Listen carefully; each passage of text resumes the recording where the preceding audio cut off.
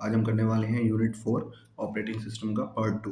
ये हमारी last video हुई ऑपरेटिंग सिस्टम की। अगर हम थ्योरी वाइज देखें तो क्वेश्चन वाइज आपकी वीडियोस आएंगी, बट एग्जाम से कुछ टाइम पहले ही आएंगी वो। ठीक है, तो आज हम ऑपरेटिंग सिस्टम का यूनिट 4 का पार्ट 2 करने वाले हैं। थ्योरी वाइज हमारी ये लास्ट वीडियो होगी। इसके बाद जो हमारी नेक्स्ट वीडियोस आएंगी वो क्वेश्चन रिलेटेड आएंगी, एग्जाम से कुछ टाइम पहले आएंगी। अप्रॉक्स मान के चलिए 10 अप्रैल के बाद ही आएंगी क्वेश्चन से रिलेटेड वीडियो, अभी नहीं आएंगी। ठीक है, और सबसे इम्पोर्टेंट बात कि आप लोगों को घबराना नहीं है ना, और इधर उधर रैंडमली सर्च नहीं करना है, क्योंकि मैंने देखा कि टॉपिक्स तो वही होते हैं, बट वो सभी यूनिवर्सिटीज़ को मिक्स करने की वजह से लेक्चर्स जो होते हैं उनके बहुत बड़े हो जाते हैं और नोट्स बहुत ज़्यादा हैं। तो आप ये मत समझना कि आपको कम पढ़ाया जा रहा है, नहीं, ये सिर्फ रिलेटेड पढ़ाया जा रहा है CCSU से, चौधरी चरण सिंह यूनिवर्सिटी से रिलेटेड पढ़ाया जा रहा है। बाकी आप जो भी वीडियो देखेंगे उसमें अदर यूनिवर्सिटीज़ का भी उन्होंने सिलेबस मिक्स कर रखा है, जिसकी वजह से उनके लेक्चर्स थोड़े से बड़े हैं, या हम कह सकते हैं उसमें थोड़ा सा एक्स्ट्रा दे रखा है जो आपके एग्जाम में आना भी नहीं है। आपको एग्जाम से रिलेटेड पढ़ना है और आपको कॉलेज से रिलेटेड पढ़ना है, आपको अच्छे मार्क्स लेके आने हैं, आपके लिए इतना इनफ है। ठीक है, ठीक है, तो स्टार्ट करते हैं आज का, है ना, नेक्स्ट सेक्शन। छोटा सा सेक्शन होगा ये, छोटा सी पार्ट है, इसमें सिर्फ वर्चुअल मेमोरी के बारे में पढ़ना है। वर्चुअल मेमोरी होती क्या है, अब हिंदी में बात समझते फिर इंग्लिश में देखेंगे। रैम कम हो तब भी प्रोग्राम चल सकता है, डिस्क को रैम जैसा यूज़ करते हैं। वर्चुअल मेमोरी का होता है, ध्यान देना, रैम क्या होती है हमारी रियल मेमोरी। ठीक है, अगर वो कम पड़ जाए और हमारे पास मेमोरी ज़्यादा हो, हमारा स्टोरेज ज़्यादा करना हो हमें, तो हम क्या करते हैं, डिस्क में भी अपनी क्या मेमोरीज को स्टोर कर सकते हैं। ठीक है, यूज़ कर सकते हैं एज अ रैम की तरह। ठीक है, अब जो चीज़ें डिस्क में होती हैं वो एक्चुअल में हमारी स्टोर नहीं होती, बट वो डिस्क में है, इसलिए हम उसे क्या कहते हैं, वर्चुअल मेमोरी। ये हमारी रैम में नहीं है, बट ये हमारे कंप्यूटर इन्हें एक्सेस कर सकता है किसी भी टाइम जब उसे इनकी ज़रूरत होगी। ठीक है, तो वर्चुअल मेमोरी क्या होती है, समझ में आया। Virtual memory is a memory management होता है, टेक्निक होती है दैट अलाउ करती है एग्जीक्यूशन ऑफ प्रोसेस, मतलब प्रोसेस को रन कर देती है इवन कब, if they are not completely loaded in main memory. मतलब कि पूरी कंप्लीटली मेमोरी लोड भी नहीं है रैम में, तब भी ये क्या कर देती है, प्रोसेस को रन कर देती है। क्यों? क्योंकि इसे पता है कि कुछ मेमोरी मैंने कहाँ स्टोर कर रखी है, डिस्क में, और जब मुझे ज़रूरत पड़ेगी डिस्क काम करेगा ऐसा रैम की तरह। समझ में आया? बात क्लियर है यहाँ तक? इट यूजेज सेकेंडरी स्टोरेज, ये यूज़ करती है सेकेंडरी स्टोरेज को। ठीक है, ये क्या करती है, यूज़ करती है सेकेंडरी स्टोरेज को। एक सेकेंड। ठीक है, तो ये यूज़ करती है सेकेंडरी स्टोरेज की तरह, है ना, इसको हार्ड डिस्क को as an extension of RAM, RAM की स्टोरेज को बढ़ाने के लिए। मतलब रैम में कोई चीज़ नहीं हो पा रही पूरी मेमोरी, तो उसको कुछ को क्या कुछ पार्ट को उसके को कहाँ स्टोर कर लेती है, डिस्क में। ठीक है, हार्ड डिस्क में। ठीक है, जब ज़रूरत होती है हमें किसी भी प्रोसेस को, वो उसे दे देती है। ठीक है, वाई वर्चुअल मेमोरी नीड, क्यों हमें वर्चुअल मेमोरी की नीड पड़ी, है ना, ज़रूरत क्यों पड़ी, क्योंकि रैम साइज़ लिमिटेड होता है। देखो, रैम का साइज़ तो लिमिटेड होगा, बट आपको ज़्यादा स्टोरेज चाहिए तो आप किसको यूज़ कर सकते हो, हार्ड डिस्क को। ठीक है, प्रोग्राम लार्ज होता है, ये सब चीज़ें आपने देख रखी है, बट आपको एक बार समझना है। ठीक है, उसे वर्चुअल मेमोरी कहते हैं जो हार्ड डिस्क में स्टोर होती है। मल्टीपल प्रोसेस रन करने होते हैं। ठीक है, अब ध्यान देना, इन तीनों में ही वर्चुअल मेमोरी यूज़ हो पाएगी। क्यों? क्योंकि रैम का साइज़ लिमिटेड है, हमें ज़्यादा बड़ी अगर स्टोरेज करना है तो भी हमें लेना पड़ेगा। दूसरी चीज़, प्रोग्राम क्या होते हैं, प्रोग्राम लार्ज होते हैं। ठीक है, जब प्रोग्राम लार्ज है और रैम का साइज़ लिमिटेड है, तो कहाँ पे उसको कुछ मेमोरी तो हमें कहाँ स्टोर करनी पड़ेगी, हार्ड डिस्क में।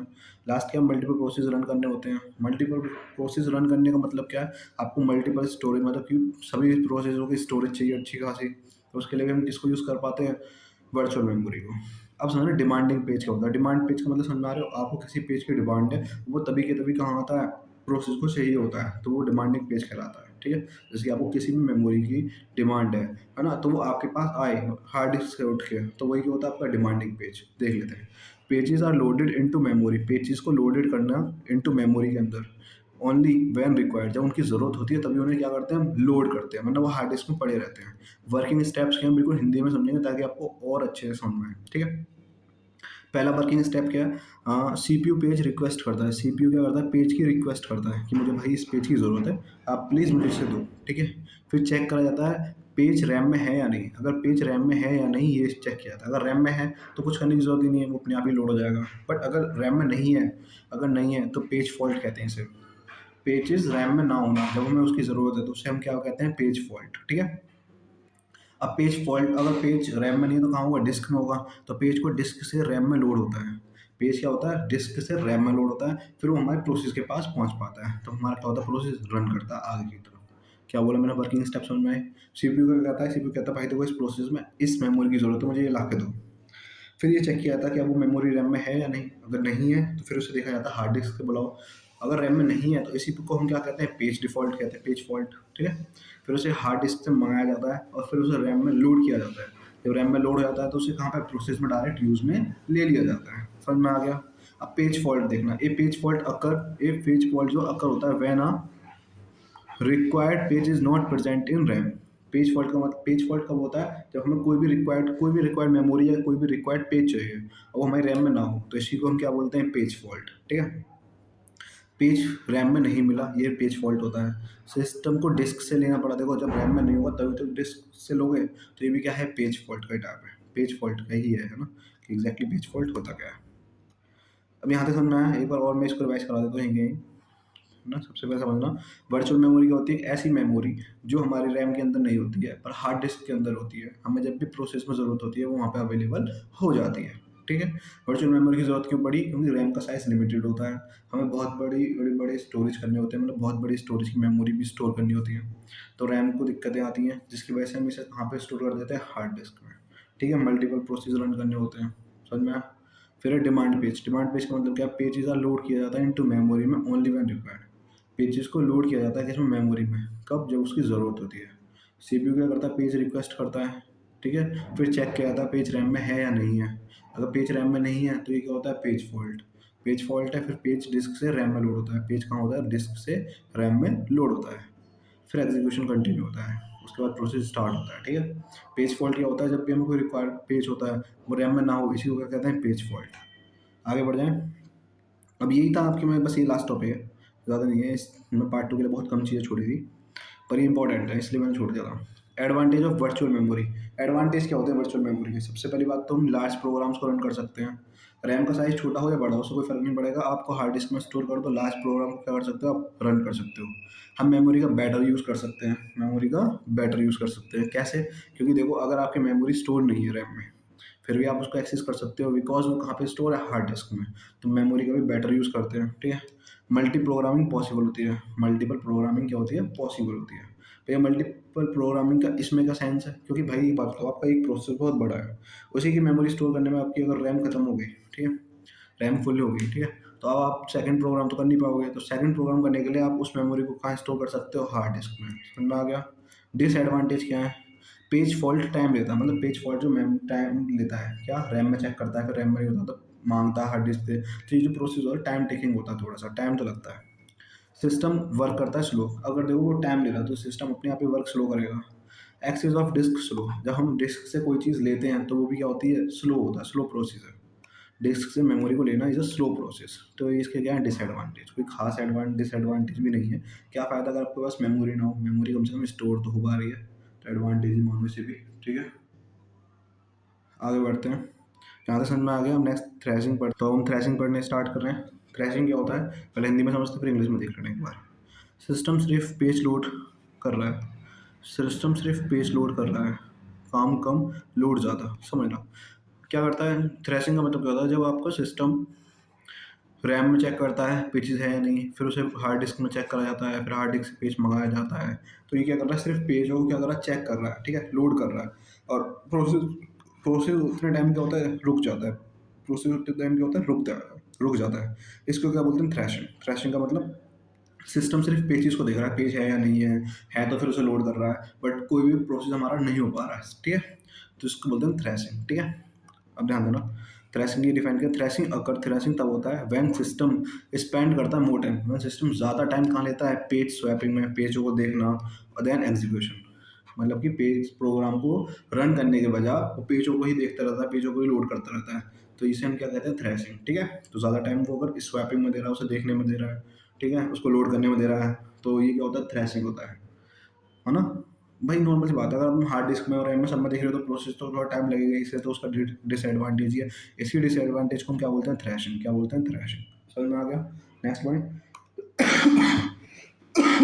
सॉरी सॉरी, फिर है वर्किंग सेट कॉन्सेप्ट। देखो, set of pages currently needed by process, जैसे प्रोसेस को 10 पेज चाहिए, सबसे पहले फर्स्ट चाहिए, फिर सेकंड, फिर थर्ड, फिर फोर्थ, फिर फिफ्थ, फिर सिक्स, सेवन्थ। तो इसी टाइप से उसको सीक्वेंस में ऐड कर देना, first, second, third, fourth, fifth, sixth, seventh, eighth, ninth, tenth, है ना। इस टाइप से प्रोसेस के अंदर प्रोसेस के लिए पेजेस को क्या कर देना, सीक्वेंस वाइज ऐड कर देना। इसी को क्या बोलते हैं हम, work set concept. For example आपको एक चैप्टर पढ़ाना किसी भी बच्चे को, जैसा मुझे पढ़ाना है, तो मैं क्या करता हूँ, ऐसा तो नहीं करता ना रैंडम इसमें पेजेस लेके आता हूँ, नहीं। मैं पेजेस को सीक्वेंस वाइज इसमें फोटो लेता हूँ, फिर उसको आपको पढ़ाना स्टार्ट करता हूँ। वही होता है मेरा वर्क सेट कॉन्सेप्ट, कि मैं पेजेस को सीक्वेंस वाइज ले रहा हूँ, फिर उसको उसी हिसाब से पढ़ाता हूँ, ठीक है। तो यही क्या होता है, प्रोसेस का काम, प्रोग्राम का काम होता है। सिस्टम क्या करता है, पेजेस को सीक्वेंस वाइज लगा देता है कि ये प्रोसेस को जरूरत है, पहले इसकी, फिर इसकी, फिर इसकी, फिर इसकी, इस टाइप से, ठीक है। अब ध्यान देना, प्रोसेस को भी जितने पेजेस चाहिए सबको सीक्वेंस में लगाना है। इसी को क्या बोलते हैं, work set concept. Work set concept, ठीक है। अब ध्यान देना आप लोग, आपको जो मैं बताना था यहाँ पे, आपका ऑपरेटिंग सिस्टम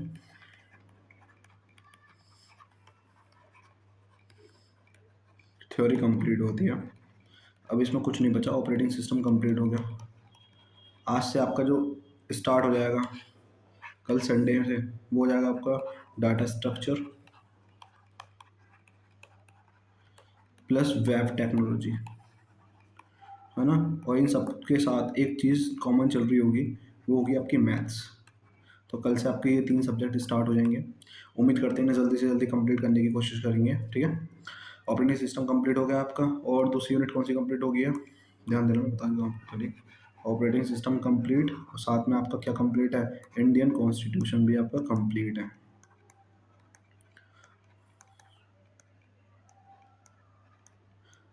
ठीक है। इंडियन कॉन्स्टिट्यूशन भी क्या है, कंप्लीट है। तो आपके 2 चैप्टर्स कंप्लीट हुए, इंडियन कॉन्स्टिट्यूशन, ऑपरेटिंग सिस्टम, ठीक है। थ्योरी वाइज इंडियन कॉन्स्टिट्यूशन के मैंने क्वेश्चंस भी करा दिए थे। डाटा स्ट्रक्चर, वेब टेक्नोलॉजी और मैथ्स, इसको हम लेके चलेंगे एक साथ। फिर आपका एक सिर्फ एक लास्ट सब्जेक्ट रह जाएगा, जावा। जावा को हम 2 दिन में ही टारगेट लेंगे, क्योंकि वो लास्ट सब्जेक्ट अकेला बचेगा, तो उसको जावा को हम 2 दिन में कंप्लीट कर देंगे, उसके 3-3 2-2 वीडियो अपलोड करके। कंप्लीट लेकर देखा जाए तो 10 अप्रैल से पहले आपका पूरा सिलेबस डन हो जाएगा।